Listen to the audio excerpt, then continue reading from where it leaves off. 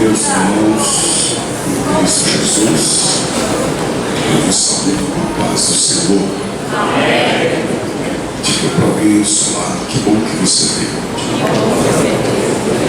Diga, que bom que você sentou do meu lado. Agora faz aquela cara de profeta e diga, você emagreceu essa semana.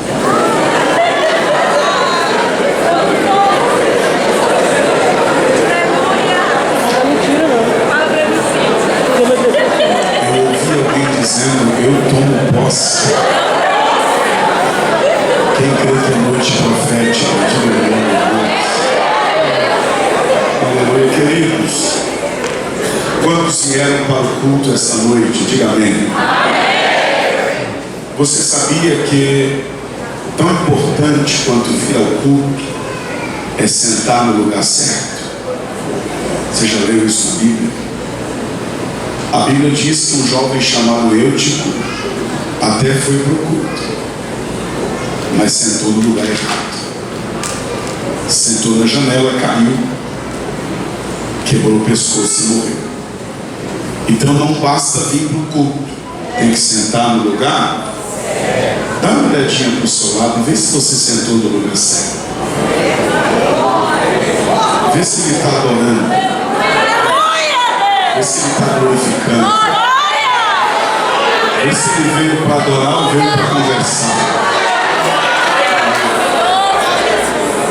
Diga para ele assim, se você não veio para dar glória, se não veio para adorar, se não veio para fazer barulho, sentou do lado da pessoa errada.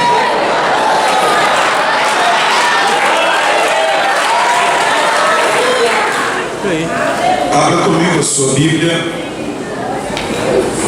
Evangelho segundo escreveu João, capítulo 19. Livro do Evangelho segundo escreveu João, capítulo 19, a partir do 17.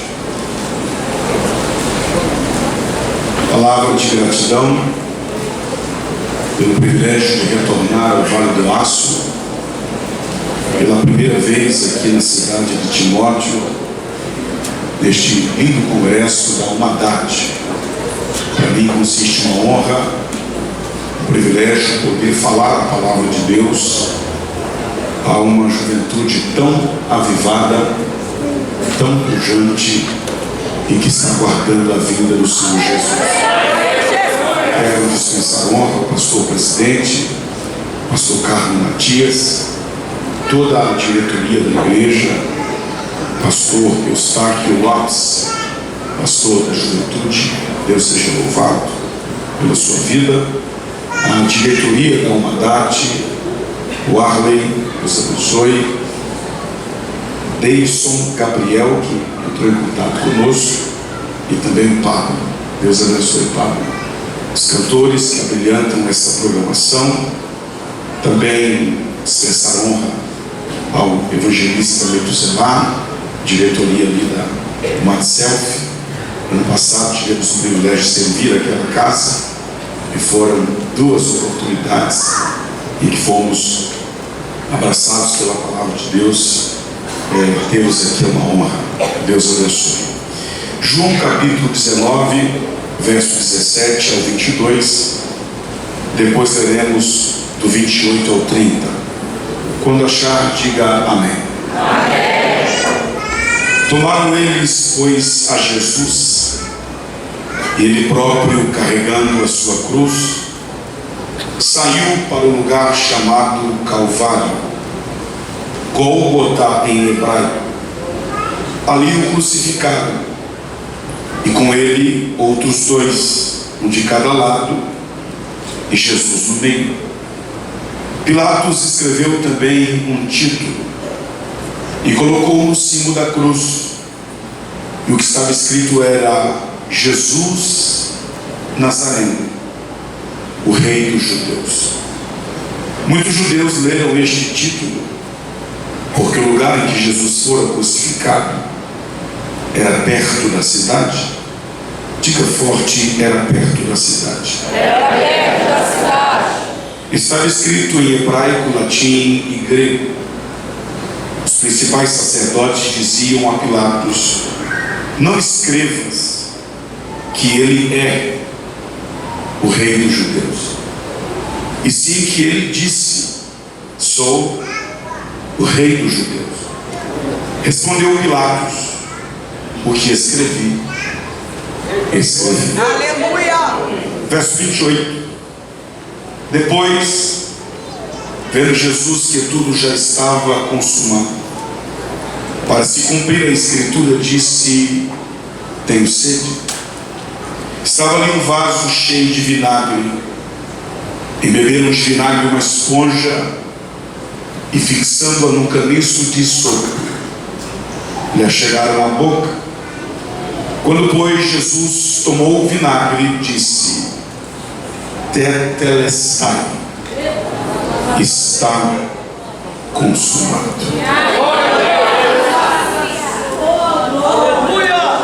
Meu Deus!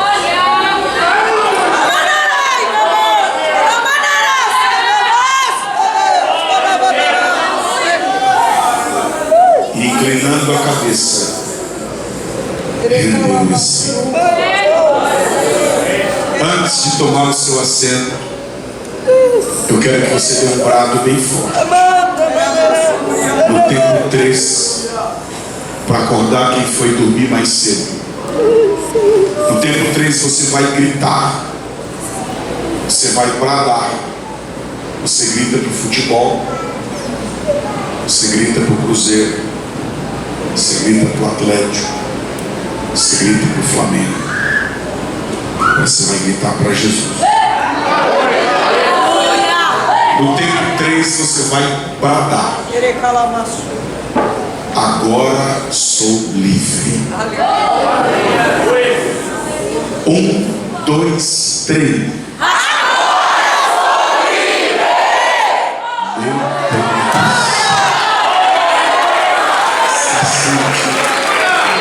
Quantos querem ouvir uma palavra, diga amém. Testemunha ocular da crucificação de Jesus. O evangelista João é taxativo em afirmar que Jesus foi condenado à cruz à hora sexta. Eu disse que horas? Sexta. O que ocorre é que quando Marcos relata os fatos que circundaram a crucificação de Jesus, Marcos também é taxativo em afirmar que Jesus foi crucificado à hora terceira. Eu disse que hora? Terceira. Então João diz que Jesus foi condenado às 6. Marcos, por sua vez, afirma que ele foi crucificado às 3. Parece que o relógio andou para trás. Como pode alguém ser condenado às 6 da manhã e ser crucificado às 3 da manhã do mesmo dia? O relógio não anda para trás, o relógio só anda para frente. Afinal de contas, pastor, que hora Jesus foi condenado e que hora Jesus foi crucificado? Ora, se João diz que Jesus foi condenado às 6, então Jesus foi condenado às 6. Se Marcos diz que ele foi crucificado às 3, então Jesus foi crucificado às 3. Porque a Bíblia é a palavra de Deus, e toda a escritura inspirada por Deus é. Como resolver essa aparente contradição? É simples. Quando João diz que Jesus foi condenado às 6, ele está usando a contagem universal, que conta as horas do dia a partir da meia-noite. Sendo assim, hora sexta equivale de fato às 6 da manhã, a hora em que Jesus foi condenado à cruz. Porém, quando Marcos diz que Jesus foi crucificado à hora terceira, ele está usando a contagem judaica, que conta as horas do dia a partir das 6 da manhã. Sendo assim, a hora terceira equivale às 9 horas da manhã. E aí você descobre que Jesus foi condenado às 6 e foi crucificado às 9. O que ocorre é que entre o local da condenação e o local da crucificação, o Calvário, havia uma estrada pavimentada, conhecida como Estrada da Tristeza ou Via Dolorosa, de no máximo 3 quilômetros. Um caminho a ser percorrido em no máximo 15 minutos. Se Jesus foi condenado à cruz às 6 e a distância até o Calvário era de 15 minutos, 3 quilômetros, Jesus deveria ser crucificado no máximo às 6h15 da manhã. Porém, o peso da cruz, as torções, as contusões e os inúmeros tropeços e possivelmente algumas quedas fizeram com que Jesus levasse 3 horas do local da condenação ao local da crucificação. E Davi profetiza essas 3 horas no Salmo de número 22, a partir do verso 12, quando diz: muitos touros me cercam, os soldados romanos, fortes touros de Bazã me rodeiam, contra mim abrem a sua boca, como um leão que, além de despedaçar a sua presa, ruge contra ela. Porque Jesus era xingado, blasfemado, vilipendiado pelos soldados romanos que o cercavam durante a sua via até o Calvário. Ele diz no verso 14: derramei-me como água, como um caco de barro, a língua se apegou ao céu da minha boca. Jesus teve tamanha sede. Ele diz ainda no verso de número 15: secou-se todo o meu vigor e todos os meus ossos se desconjuntaram. Assim me deitei no pó da morte. É a maneira poética e profética de Davi dizer e profetizar que Jesus caiu. Porque na Via Dolorosa havia muitos escândalos. O que é escândalo? Uma pedra que se sobressai das demais, fazendo quem passa por aquela via pavimentada tropeçar. E foi neste momento em que todo o vigor de Jesus se seca e os seus ossos todos se desconjuntam. Jesus literalmente desmorona, que o Simão Sirineu é obrigado a ajudar Jesus a carregar a sua cruz e terminar finalmente o seu trajeto de 3 quilômetros, que deveria durar 15 minutos, porém durou 3 horas, 9 horas da manhã. Finalmente Jesus chega no Calvário. O Calvário era uma espécie de praça ao pé de um monte, perto da cidade. O texto diz que o local que Jesus foi crucificado ficava perto da cidade. Então esqueça aquele monte com aquelas 3 cruzes lá longe. Isso é criatividade do pintor. O local que Jesus foi crucificado era uma espécie de praça no pé de um monte e ficava perto da entrada principal da cidade de Jerusalém. Era costume romano crucificar os malfeitores em praça pública, completamente nu em local público, para que todos passassem por ali e contemplassem a vergonha, a nudez e o opróbrio de quem ousava desafiar o Império Romano. Jesus então chega no Calvário, Gólgota em hebraico, o lugar caveira, o lugar de morte, o lugar horrendo. Então Jesus é deitado sobre o patíbulo, a parte horizontal da cruz, que ele vinha carregando sobre suas costas, 50 quilos. Ele é esticado. Um prego de 15 centímetros vara os seus 2 pulsos, lesionando o seu tronco nervoso e causando a mais insuportável dor que o ser humano pode sentir. Qualquer um aqui desmaiaria. Jesus não desmaiou. Os seus pés também são perfurados. O craco de 15 centímetros vara a madeira da cruz e a ponta é entortada. Jesus é pregado, fixado na cruz, é levantado. E o texto diz que ao meio-dia, Jesus está crucificado. Ele tem sede. Ele tem tanta sede que a sua língua se apega ao céu da sua boca. E Jesus, ele vai dizer algumas frases na cruz, mesmo com a boca seca. E pelo menos 3 delas me chamam a atenção. A primeira delas é quando ele diz: Deus meu, Deus meu, por que me desamparaste? Por que isso é interessante? Porque esta foi a primeira vez que Jesus, o Filho, não chamou Deus de Pai. Aos 12 anos, na festa em Jerusalém, meu Pai. Quando começou o ministério no Jordão, meu Pai. Quando pregava, meu Pai. Nas parábolas, meu Pai. Os sermões, meu Pai. Os milagres, meu Pai. No interrogatório, meu Pai. No Getsemane, Pai. Mas lá na cruz,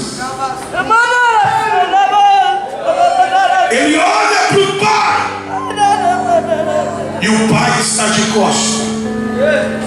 E como um pai jamais vira as costas para os seus filhos, ele não chama de Pai, ele diz: Deus meu, Deus meu, por que me abandonaste? Por que me desamparaste? Pastor, Deus abandonou Jesus? Sim. O desamparou? Sim. Virou as costas para ele? Sim. Razão pela qual Jesus não chama de Pai, chama de Deus. Meu Deus. Porque um pai que é pai jamais abandona os seus filhos. Mas como pode um Deus que é pai abandonar o seu filho? É que na cruz Deus não viu o seu filho. Ele viu eu e você. Os meus e os seus pecados. E quando ele viu eu e você, ele virou as costas. E é nesse momento que Jesus diz: Deus meu, Deus meu. Ele chamou o Pai de Deus, para você poder chamar Deus de Pai. Porque na cruz Deus não viu o filho, ele viu você. Mas quando você dobra o joelho e ora, ele não vê você, ele vê o seu filho.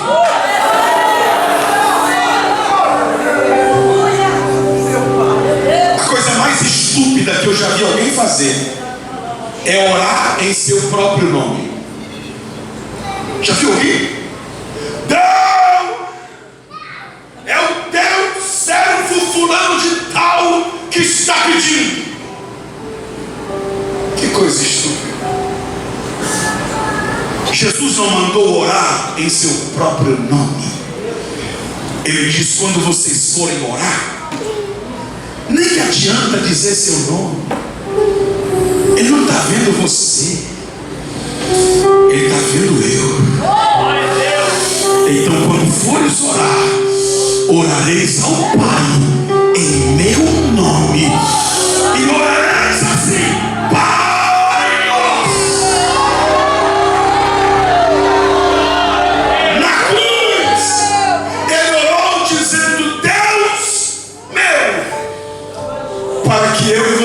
pudéssemos orar hoje dizendo: Pai nosso. Terceira coisa que me chama a atenção: guarde isso. Nós vamos amarrar esse nó daqui a pouco. O pai não ficou para sempre de costas para o seu filho. E o filho não terminou chamando o pai de Deus. E quem é bom de Bíblia já pegou no ar. Terceira coisa que ele diz é: tenho sede.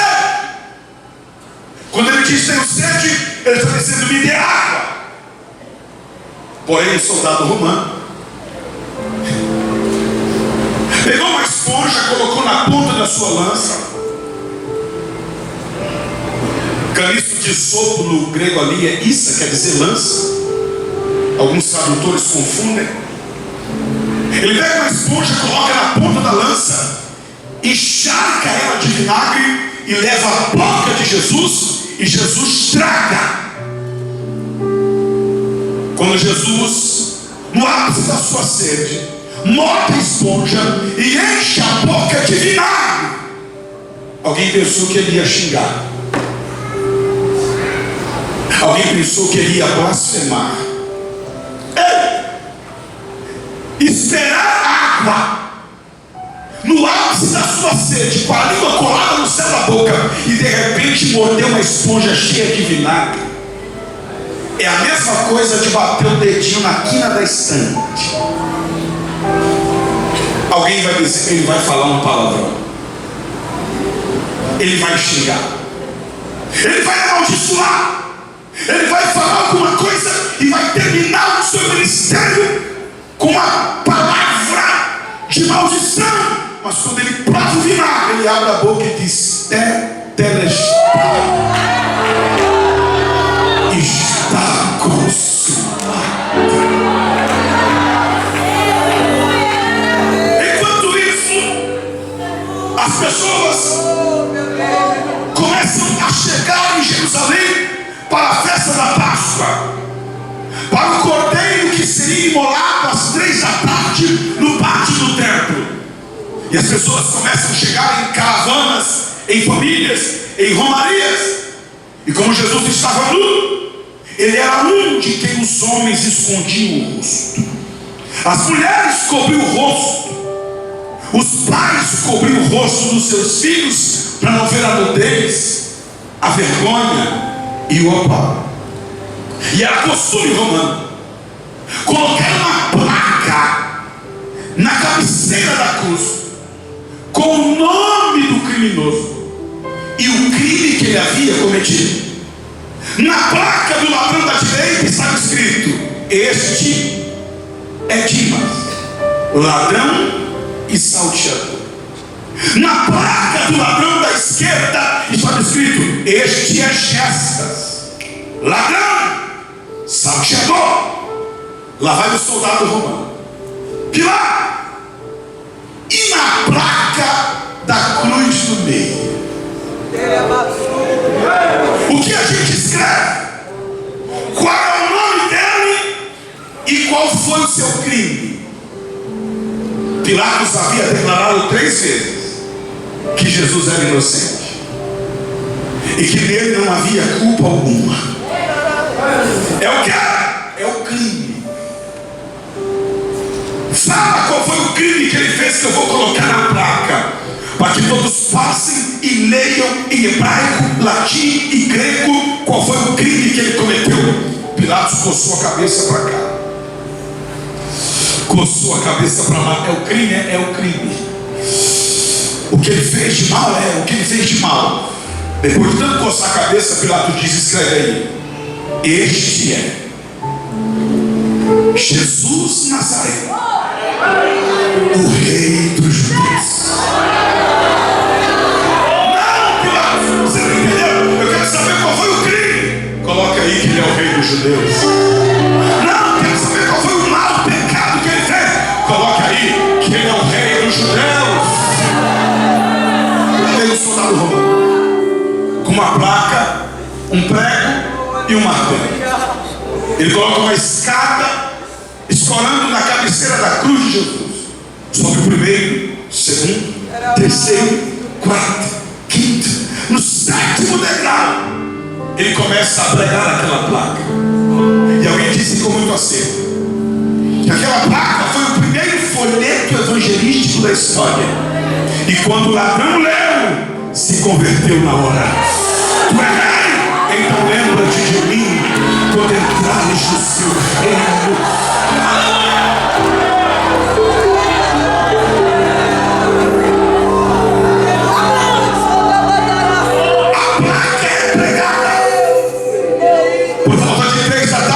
As pessoas começam a passar por ali.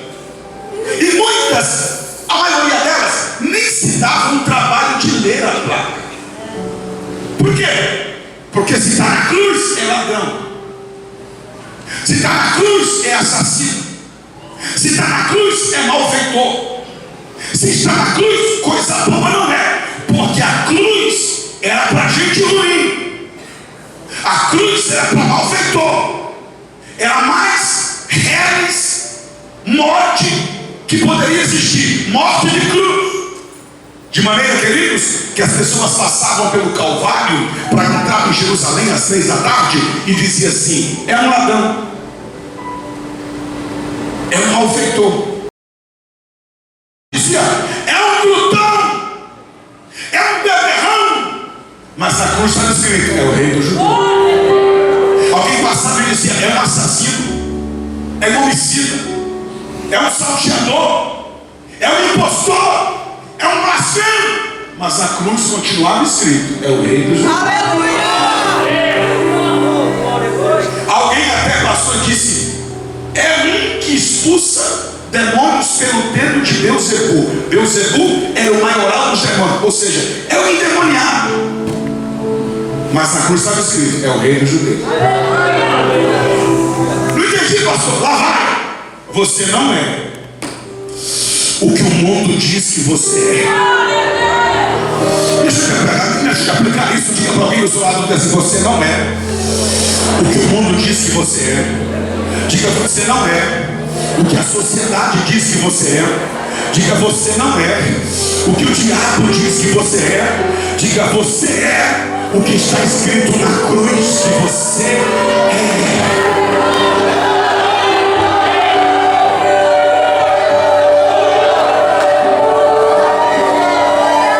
Você não é o que o mundo diz que você é.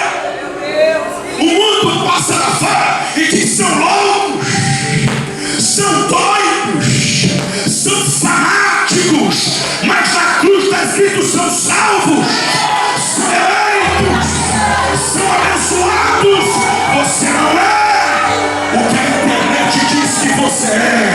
Você não é o que os ativistas dizem que você é. Você é o que está escrito na cruz que você é.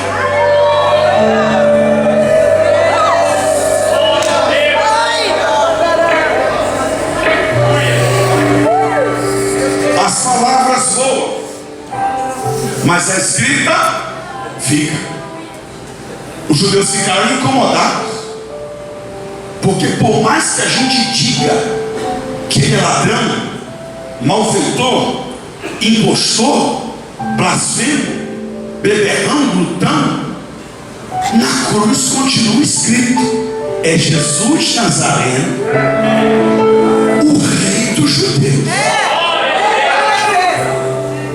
Interessante. Aqui foi a primeira vez que Jesus teve o seu nome escrito em algum lugar. Vou repetir isso aqui. O nome mais conhecido no mundo é o nome de Jesus. E o primeiro lugar onde esse nome foi escrito não foi na Bíblia, não foi nos cartazes, nos banners, nos outdoors. O primeiro lugar onde o nome que é sobre todo nome foi escrito foi na cruz. Porque tem gente que quer nome, mas não quer cruz.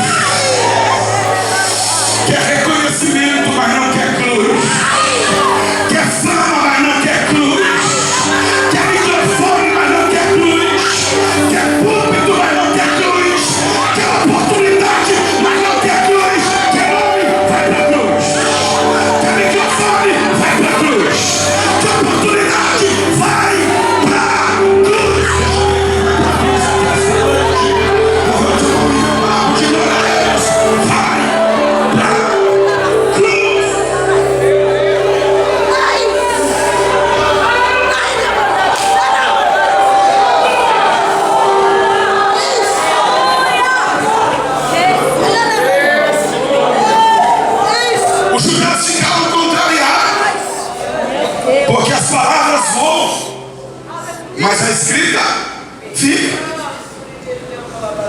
se alguém dissesse, é ladrão, é glutão, é malfeitor, na cruz continuava escrito, é o rei dos judeus. Aí fizeram uma patotinha, os judeus e sacerdotes fizeram uma panelinha, vamos lá conversar com Pilatos, tem que mudar isso aí. Ô Pilatos, pois não escreva que ele é o rei dos judeus, e sim que ele se diz o rei dos judeus. Só que tem um detalhe, qual? Jesus nunca disse que ele é o rei dos judeus. Por quê? Porque quem é?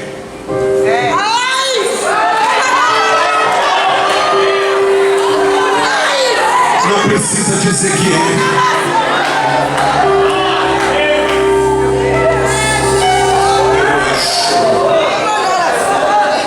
Se abre o Instagram, tá cheio de cartaz. A maior vigília do Brasil, o maior congresso do não sei da onde, o maior isso é. Quem é não precisa dizer que é. Quem é, aonde ele entra, alguém sabe que ele é.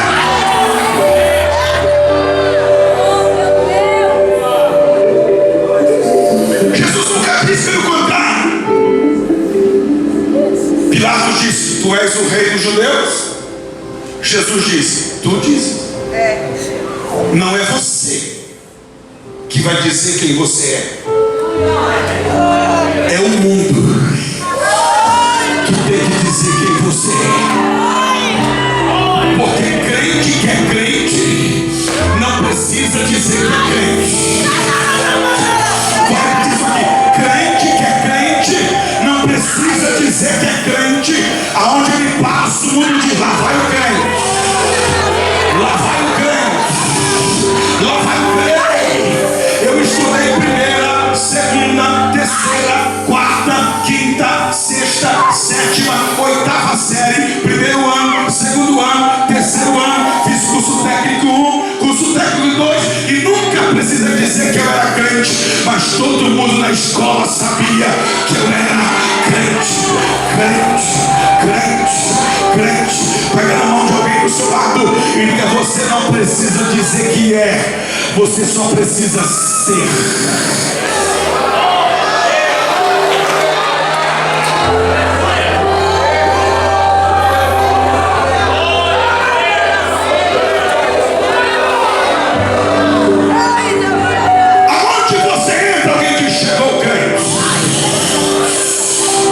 Você chega, as moças da escola estão combinando a balada, estão combinando a noitada, estão combinando a saidinha. Quando você chega, nem convida ela, porque ela não vai, ela é crente.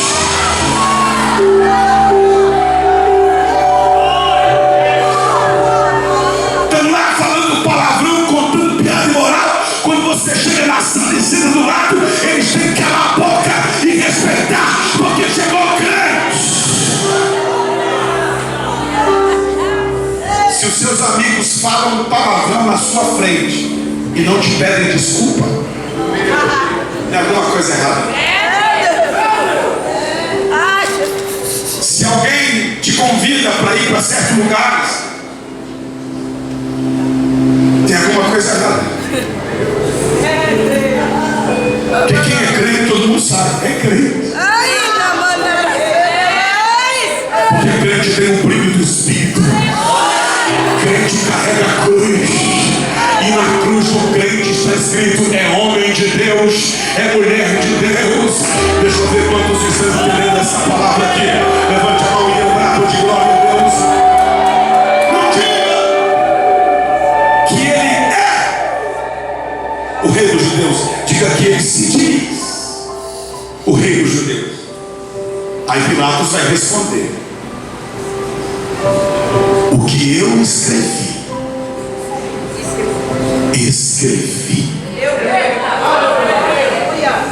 Em outra versão, o que está escrito, está escrito. Diga para alguém, ninguém vai mudar. Ninguém vai alterar. Ninguém vai apagar. Ninguém vai rabiscar o que está escrito.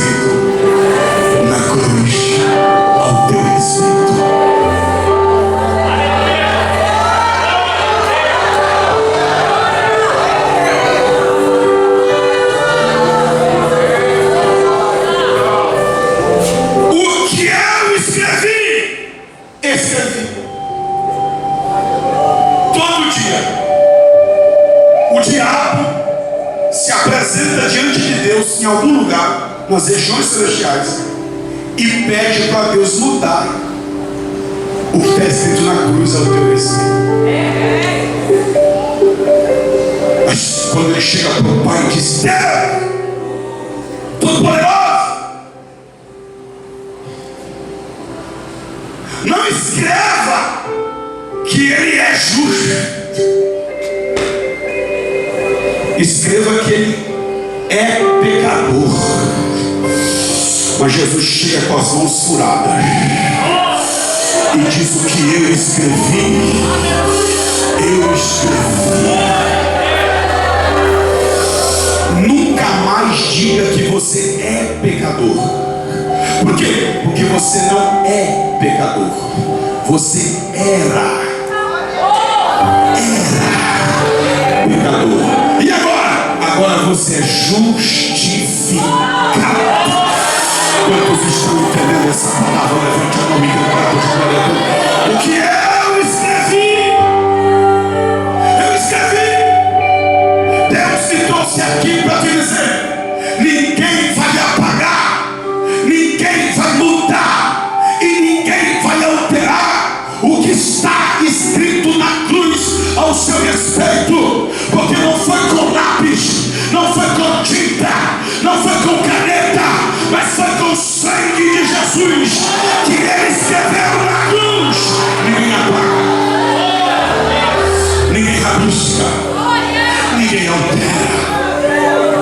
O problema é que ainda hoje estão tentando e querendo mudar o que está escrito.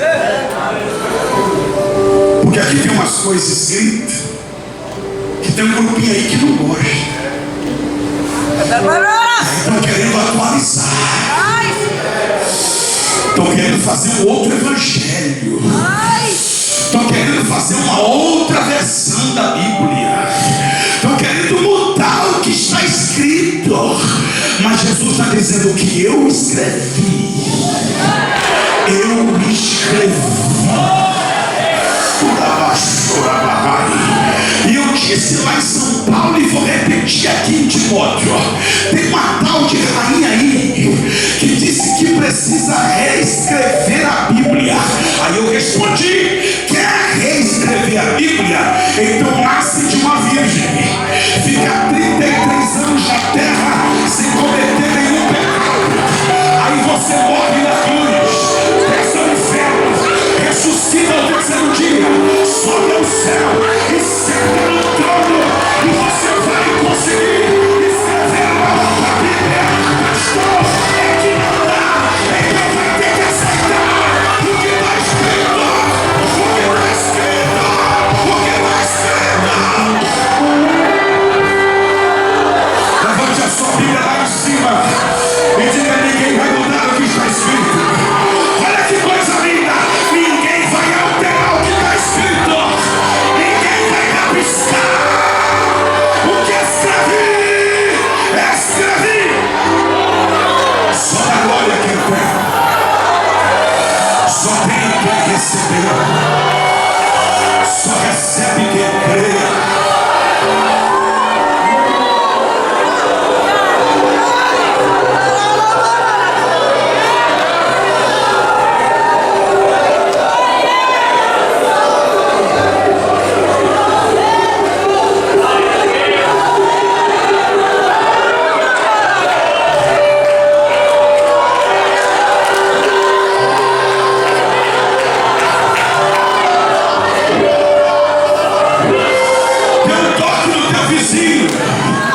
E diga: desculpa se eu gritei no teu ouvido, desculpa se eu suei perto de você, me perdoa se o desodorante venceu, me desculpa se eu pisar no teu pé. É que quando a palavra chega, eu reajo a palavra. É que quando a palavra chega, eu recebo a palavra.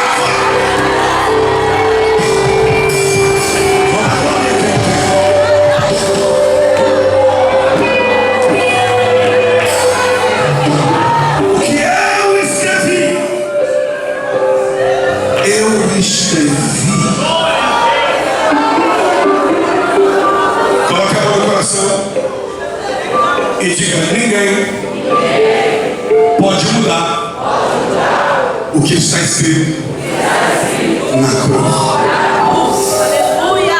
Pastor, afinal de contas, o que está escrito na cruz?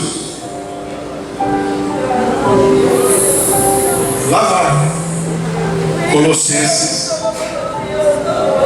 2, 14 e 15. A cédula de dívida que era contra nós foi rasgada e cravada na cruz do Calvário. Tetelestai.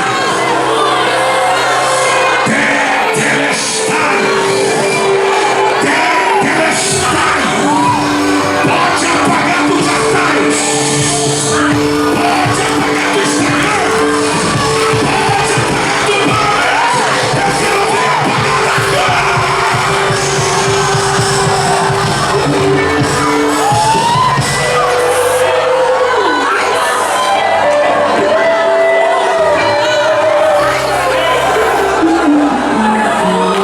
Na cruz está escrito. Na cruz está escrito. Carimbar, autenticar, reconhecido em cartório, tetelestai. Pastor, o que significa dizer tetelestai?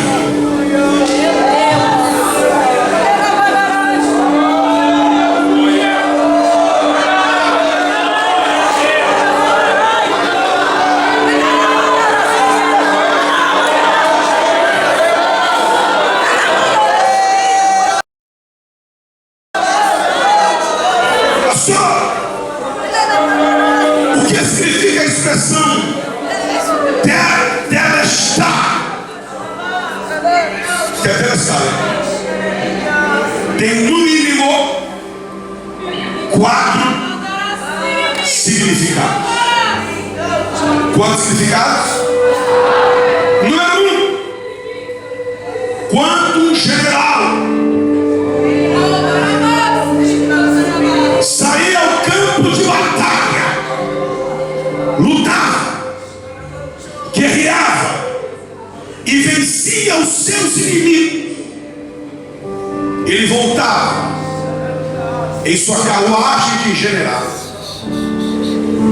com soldados vencedores na frente da carruagem, com soldados derrotados amarrados atrás da sua carruagem para serem presos e executados no arraial. Eles soltavam o perfume da carruagem. Aquele perfume para os que estavam na frente era cheiro de vida para a vida. Aquele mesmo perfume para os que estavam atrás era cheiro de morte para a morte. Porque para uns, este livro aqui tem cheiro de vida para a vida. Para outros, esse mesmo livro tem cheiro de morte para a morte.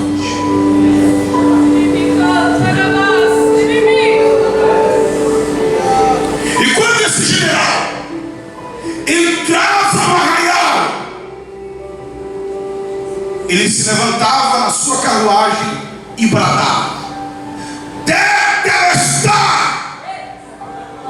Que quer dizer, venci a guerra.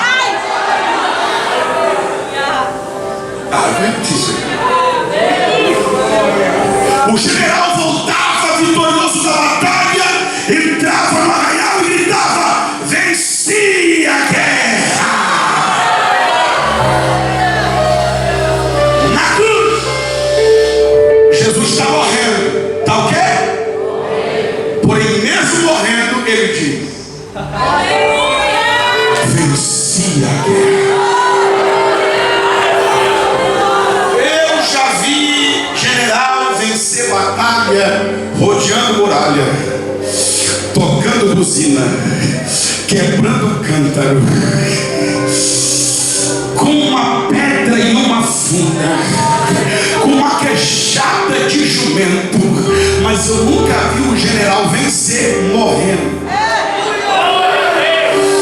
Jesus foi o único que venceu morrendo. Eu vou repetir isso aqui. Jesus foi o único que venceu morrendo. O diabo fez de tudo para Jesus não nascer, mas Jesus nasceu. Aí o diabo fez de tudo para ele não crescer, mas Jesus cresceu. Aí ele fez de tudo para não ir para a cruz, mas Jesus foi. Aí fez de tudo para ele descer, mas ele não desceu. Aí fez de tudo para ele não morrer, mas ele morreu. Fez de tudo para ele não ressuscitar, mas ele ressuscitou. Está fazendo de tudo para ele não voltar, mas ele vai.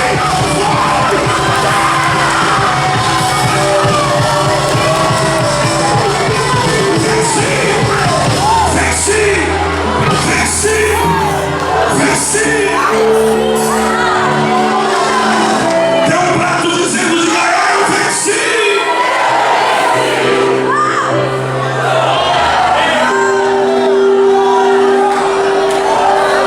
Você não venceu quando você terminou a faculdade. Você não venceu quando passou no vestibular. Você não venceu quando casou. Você não venceu quando conquistou a casa própria. Não! Você venceu há 2000 anos atrás, quando Jesus bradou: Tetelestai, é o prato da nossa vitória. Diga para alguém do seu lado assim: você não nasceu para vencer. Diga: você já nasceu.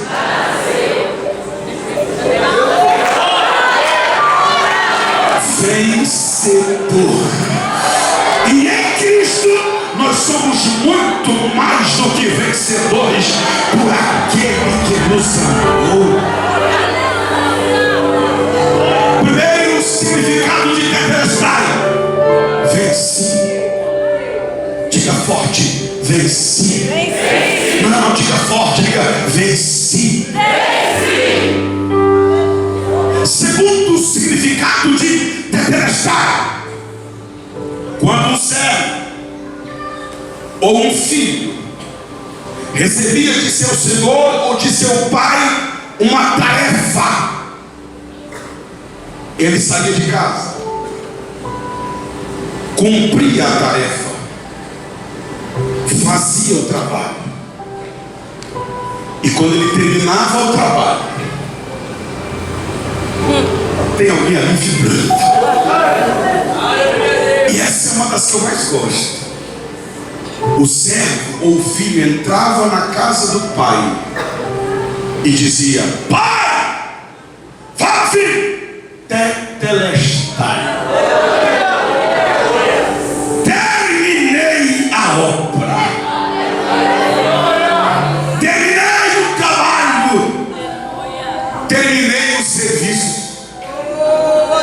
Quando Jesus bradou Tetelestai, ele estava dizendo: terminei a obra da salvação, terminei o trabalho da redenção, concluí a obra da expiação. Tetelestai quer dizer: está feito, vai continuar feito e jamais vai ser desfeito. Isso vale pelo menos 3 glórias. Eu vou repetir. Quando ele estava dizendo Tetelestai, ele estava dizendo: está feito, vai continuar feito e jamais vai ser desfeito.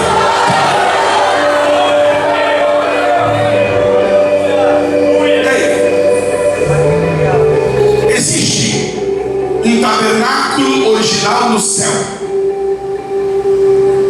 E existia o tabernáculo terreno, tabernáculo celestial, tabernáculo de Moisés. O tabernáculo de Moisés, pastor Metuzelá, era nada mais, nada menos do que uma cópia do tabernáculo original do céu. De maneira que tudo que tinha lá, Deus, eu gosto desse silêncio profético. É sinal que vocês estão comendo a palavra, absorvendo a palavra. Tudo que tinha lá no tabernáculo do Deus mandou fazer uma cópia no tabernáculo da. Então tudo que tinha lá, tinha cá. Lá tinha ar, aqui tem ar. Lá tinha altar, aqui tem altar. Lá tinha candelabro, aqui tem candelabro. Lá tinha mesa, aqui tem mesa. Só tem uma coisa que tem lá e não tinha aqui. Só tem uma coisa, obreiro, que tinha no tabernáculo celestial. E Deus não mandou fazer uma cópia no tabernáculo da terra. O que? Cadeira. No do céu tinha mesa. No da terra também tinha mesa. Só que no do céu tinha cadeira. E no da terra não tinha cadeira. Por que que no da terra não tinha cadeira? Porque a cadeira é para sentar. E você só senta depois que termina o trabalho. Alguém entendeu aqui? E como o bode, o sangue do bode só servia para perdoar um pecado de apenas uma pessoa, o trabalho do sacerdote não terminava nunca. Ele começava o dia 6 horas da manhã, começava a sacrificar bode. Ele olhava na porta do tabernáculo, aquela fila de pecador, cada um trazendo um bode para perdoar um pecado de apenas uma pessoa. Se aquela pessoa pecasse, de novo tinha que trazer outro bode. Se na outra semana pecasse, de novo tinha que trazer outro bode. De maneira que isso que era sacrifício o dia inteiro, a noite toda. E foi necessário dividir os sacerdotes em turnos de 8 horas. Ficavam os sacerdotes 8 horas matando bode. Aí acabava o serviço dele, ele ia embora, entrava outro, mais 8 horas matando bode. Acabava o turno dele, vinha outro sacerdote, mais 8 horas matando bode. De maneira que o trabalho do sacerdote não terminava nunca. Aí Deus disse: não precisa pôr cadeira não. Jeová, a mesa está pronta. E a cadeira? Cadeira não precisa. Por quê? Porque não vai sentar. E por que não vai sentar? Porque nunca vai terminar. Mas a Bíblia diz em Hebreus 10:12 que Jesus, o sumo sacerdote segundo a ordem de Melquisedeque, tendo oferecido um único sacrifício de uma vez por todas, entrou no santuário celestial. Entrou no santuário celestial. E a Bíblia diz que ele se assentou à direita do Pai.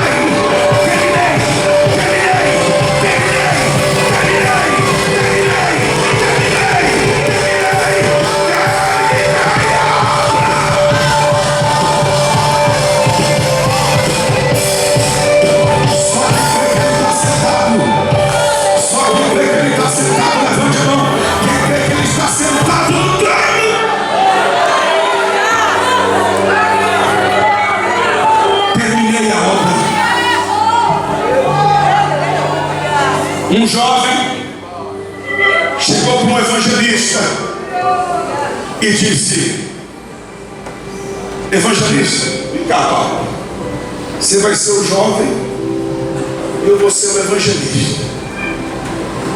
Ele disse assim para o evangelista: evangelista, o que eu devo fazer? O que eu devo fazer para ser salvo? para ser salvo? O evangelista disse: tarde demais. Pergunta de novo. Evangelista, o que eu devo fazer para ser salvo? Tarde demais. Pergunta de novo. O que eu devo fazer para ser salvo? Chora. Quem está chorando? E diga agora com mais paixão, diga de novo. Evangelista, o que eu devo fazer para ser salvo? Tarde demais, Jesus já fez tudo. Você não precisa fazer mais nada. Jesus já fez tudo. Ele garantiu a nossa salvação. Não precisa de sal grosso. Sal grosso é só para pôr a picanha no domingo à tarde. Ele já fez tudo. Não precisa beber água do Jordão. Ele já fez tudo. Não precisa pagar promessa. Ele já fez tudo. Terminei. Concluí. Está feita a obra. Você só precisa crer. Você só precisa crer.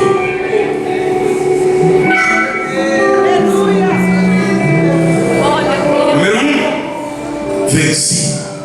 Diga forte, venci. Número 2, terminei. Diga forte, terminei. Diga bem forte, terminei. Terceiro, é interessante. Era quando um devedor pagava a última prestação de um boleto. Ia no banco, pegava um empréstimo 72 vezes. Se fosse a Caixa Econômica, 300 vezes. Quando o comerciante, eu sinto uma graça,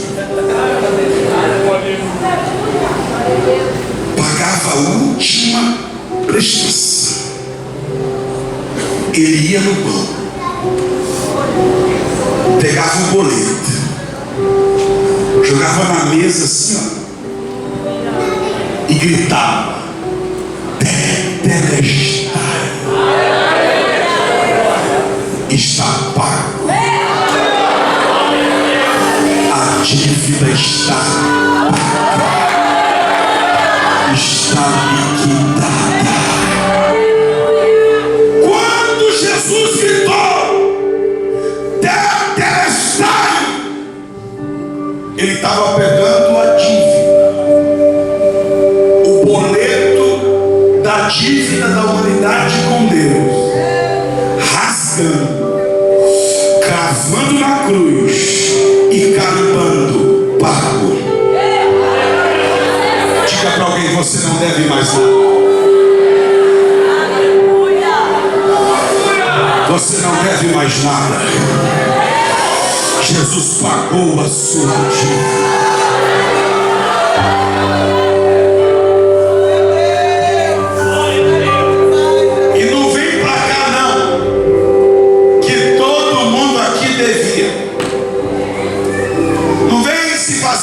Desentendido, que não é contigo, que todo mundo aqui devia. A diferença é que uns deviam mais, outros deviam menos. Nasceu na igreja, nunca foi no mundo, não sabe o que é um cigarro de maconha, não sabe o que é uma latinha de cerveja, nunca pegou numa arma, não sabe o que é uma pedra, um crack. Devia menos. Foi no mundo, fez tudo que não presta, experimentou tudo que o mundo tinha para oferecer. Devia mais. Mas sabe o que nos iguala? É que nenhum de nós podia pagar.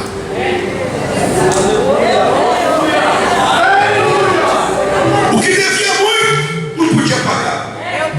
E o que devia pouco, também não podia pagar. Jesus foi lá e pagou a dívida dos dois. Só que tem os fariseus. Fariseu quer dizer santo. É o santo do baú. Tem os fariseus que acham que não devia nada.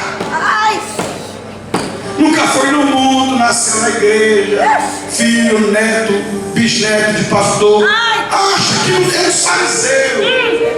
Aí um dia Jesus foi na casa de um fariseu. O fariseu não beijou Jesus, não ungiu a cabeça de Jesus, nem na mesa com Jesus ele sentou. Aí lá vem a pecadora. Meu Deus. Alguém disse prostituta, o texto não diz prostituta, diz pecadora. Aí você coloca o pecado que você quiser. Lá vem a pecadora. Já foi logo se prostrando nos pés, já foi logo se jogando no chão, já foi logo quebrando o protocolo e soltando o cabelo que não podia naquela época, já foi logo quebrando o vaso, derramando perfume. Aí viu que não era suficiente, foi lá e começou a regar com lágrima. Aí pegou o cabelo e começou a secar. Aí o fariseu olhou aquele culto extravagoso, sem ética, sem protocolo, aquela gritaria toda, aquele pula-pula, aqueles crentes que não tem etiqueta, que não tem educação, que bate palma, que pula, que fala em línguas, que faz barulho. Ele disse: se ele fosse profeta, saberia quem é a mulher que está nos seus pés. Aí Jesus era tão profeta que ouviu o pensamento dele. Ô fariseu, vou te contar uma história. Certo credor tinha 2 devedores. Quantos? Um lhe devia 500, o outro devia 50. O que devia 500 não podia pagar, e o que devia 50 também não podia pagar. Mas o credor é tão bom que foi lá e perdoou os 2. Me diz uma coisa, fariseu, qual você acha que vai adorar mais? Que vai amar mais? Que vai se entregar mais? O que devia 500 e foi perdoado? Ou que devia 50 e foi perdoado? Aí o fariseu: é claro que o que devia 500 vai amar mais, adorar mais, extravasar mais do que o que devia 50. Por quê? Porque quem mais é perdoado, mais ama. Aí Jesus disse: julgaste bem. Tu tá com essa cara amarrada aí, não deu nem glória, porque você só devia 50, ela devia 500 denários e eu perdoei a dívida dela. Agora dê um toque no teu vizinho e diz: você devia quantos?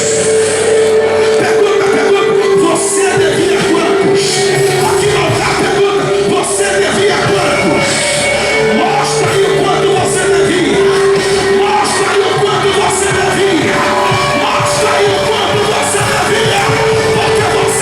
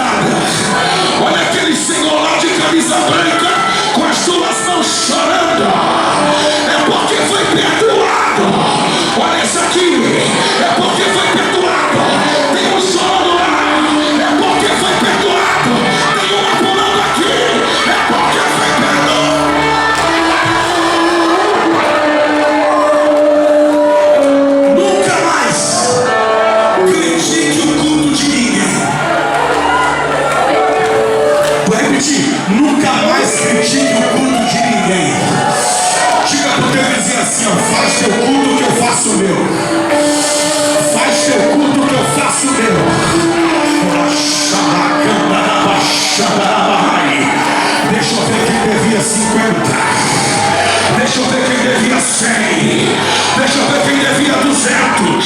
Deixa eu ver quem devia 500. Tem gente aqui que devia 1 milhão. Quanto maior é o perdão, maior é a adoração. Quanto maior é o perdão, maior é a adoração.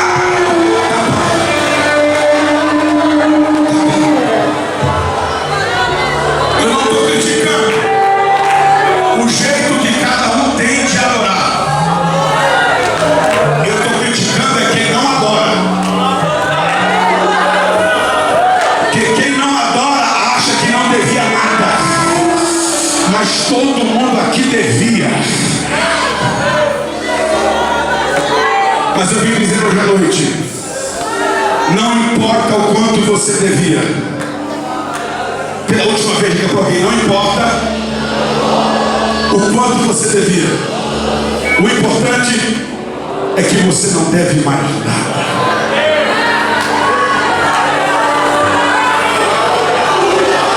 Agora, quem aqui já foi no banco pagar um boleto? Levanta a mão.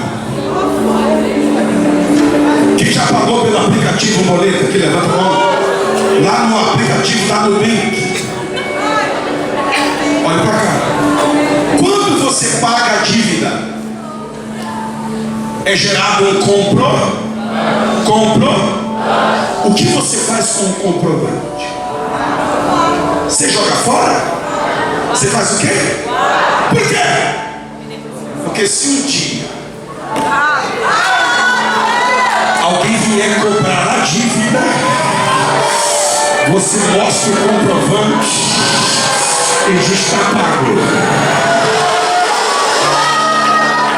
E você sabe que uma dívida, quando ela é paga atrasada, demora 2 dias para o banco reconhecer. Quantos dias? 2. Aí esses 2 dias é terrível.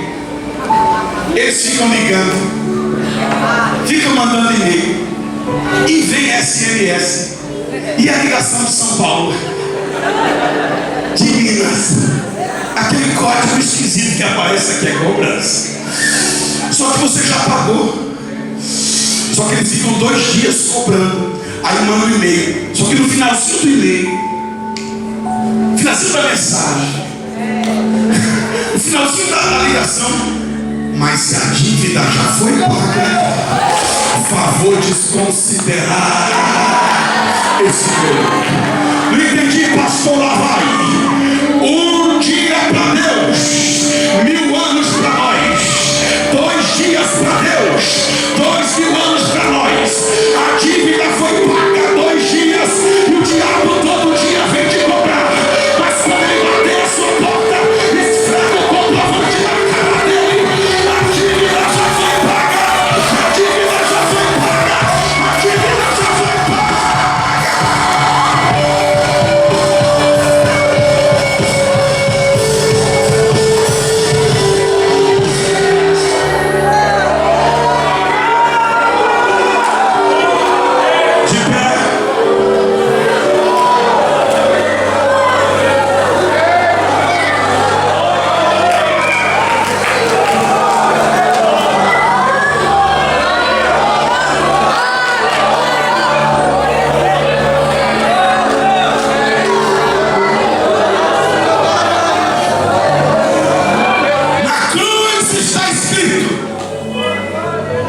Que a sua dívida já foi. Se o diabo vier te acusar, pode desconsiderar a acusação, porque nenhuma condenação há para os que estão em Cristo Jesus. Pastor, o senhor falou que era 4. O senhor só falou 3. Diga, venci. Diga, terminei. Diga, paguei. Quando ele bradou o tetelestai, ele estava dizendo, venci. Ele estava dizendo, terminei. Ele estava dizendo, paguei. Mas tem uma quarta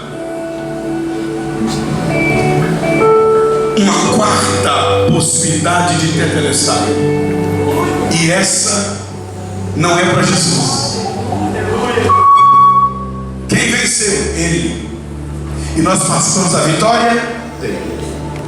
Então foi ele que disse: venci. Não eu e você. Quem terminou? Ele. Então ele que disse: terminei. A gente só participa da obra que ele terminou. Ele pagou. Então é ele que diz: paguei. A gente só desfruta da dívida que ele pagou por nós. Mas você sabia que nós também temos o nosso próprio Tetelestai? Você vai sair daqui dizendo Tetelestai agora por si mesmo. Por quê? Tetelestai era quando um prisioneiro pegava um bom tempo de cadeia.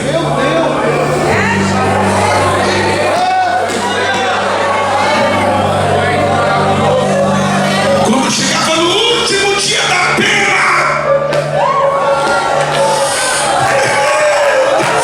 o carcereiro recebia uma placa do delegado, e na placa estava escrito Tetelestai. Aí o carcereiro ia lá e pegava a placa na cela dele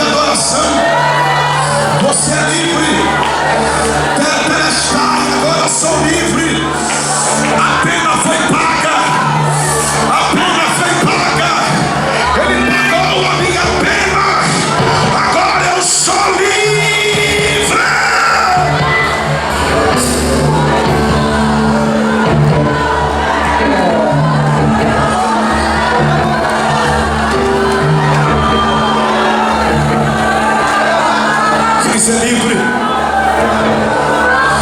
Vem ser livre. Vem ser livre.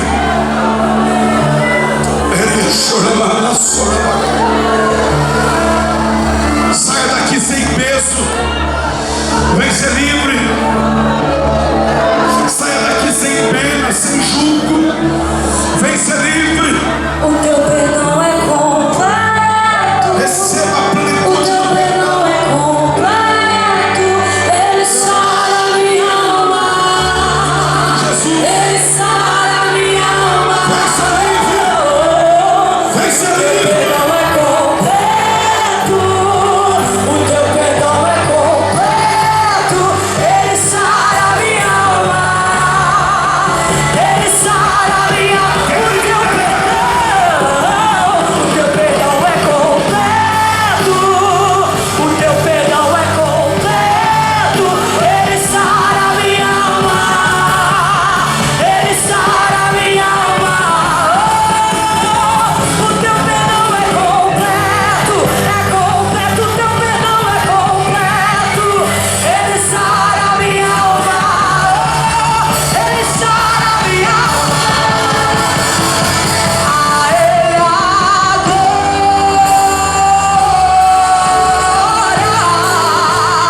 A Ele a glória.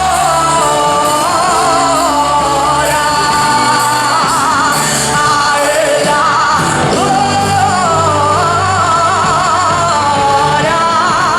Pra sempre, amém. A Ele toda a glória. A Ele toda a glória. A Ele a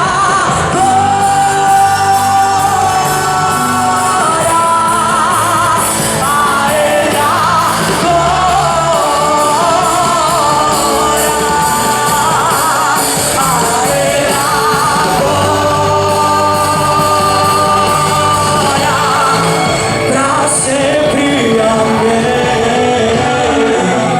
Nesta noite, debaixo desta glória, debaixo desta unção, desta palavra, deste clima, desta apoteose de glória e de poder, eu quero convidar, eu quero chamar todas aquelas pessoas que estavam afastadas da igreja, distanciadas dos caminhos do Senhor, longe de Cristo, se sentindo distante de Deus, a saírem dos seus respectivos lugares e virem aqui na frente de mãos levantadas, aceitar Jesus como seu Salvador, se reconciliar com Ele hoje, agora. Onde está a segunda pessoa? Onde está a segunda pessoa? Onde está a segunda vida? Vem, eu te convido, eu te conclamo. O Espírito e a noiva dizem: vem ser livre, vem ser salvo, vem tomar posse desse perdão. Já chegou aqui a primeira pessoa, chorando, com lágrimas quentes nos olhos. Onde está a segunda vida para Cristo? Venha, chegou aqui a segunda. Alma te adora.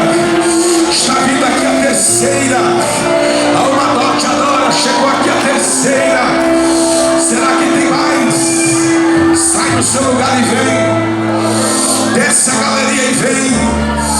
Sai do meio do plenário e vem. Sai do meio da multidão e vem. Pede licença e vem. Eu espero vir. Eu espero você tomar a sua decisão. Você tem segundos para correr aqui na frente. A oportunidade está aberta.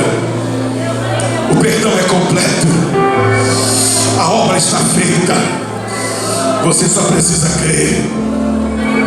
Você só precisa crer. Se entregar a Cristo. Confessá-lo como seu único e suficiente Salvador. Você que ainda não é evangélico, mas você crê em Cristo, você precisa confirmar a sua fé vindo aqui na frente. Onde está a quarta pessoa para Cristo? Onde está a quinta pessoa para Cristo? Aceitando, voltando, reconciliando. Chegou aqui a quarta vida. chorando, chorando, chorando, aleluia. Isso, pode dobrar os joelhos, aleluia. Chegou aqui a quarta vida para Cristo, com lágrimas quentes nos olhos. Será que tem a quinta? Se a oportunidade está aberta, vem. O convite está feito. É o pregador quem prega, mas é Deus quem cuida do resultado. É o pregador quem convida, mas é Deus quem chama. É o pregador quem convida, mas é o Espírito que convence. Se ainda houver alguém, pode vir. Ainda há tempo, ainda há lugar.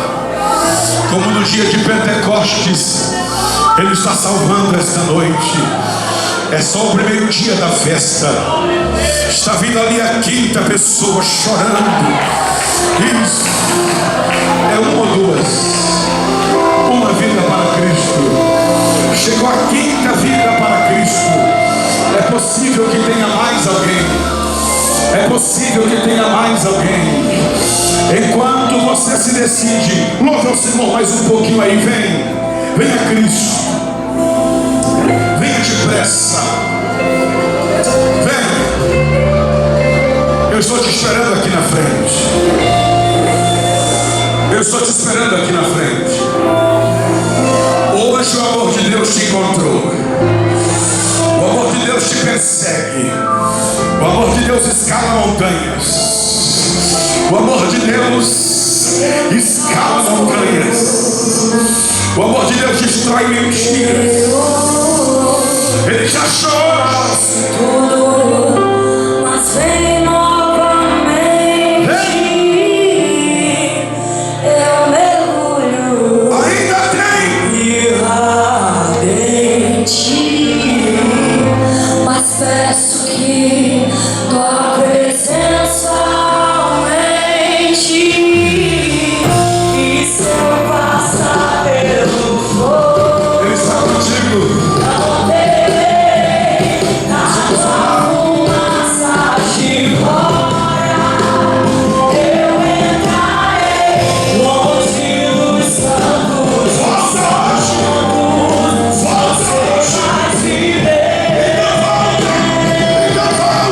E se eu passar pelo fogo, e se eu passar pelo fogo, não temerei, na tua fumaça de glória eu entrarei longe dos santos, não sei mais viver.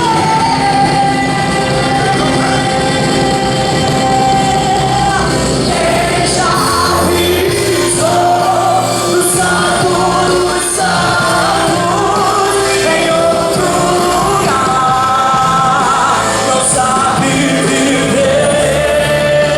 E onde estiver, clama pela glória, a glória de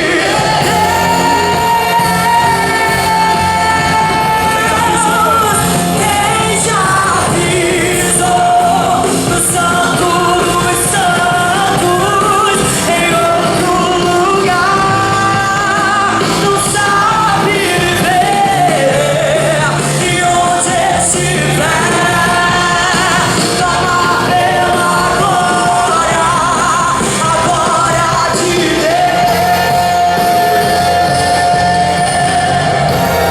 Levante as suas mãos ao céu.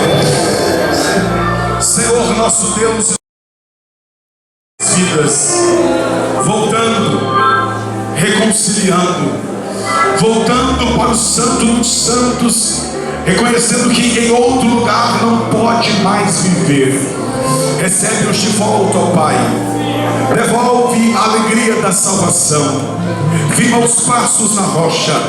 Coloca um cântico novo na boca deles. Enche no teu Espírito Santo mais uma vez. Devolve a alegria da salvação. Prepara-os para ouvir o toque da última trombeta.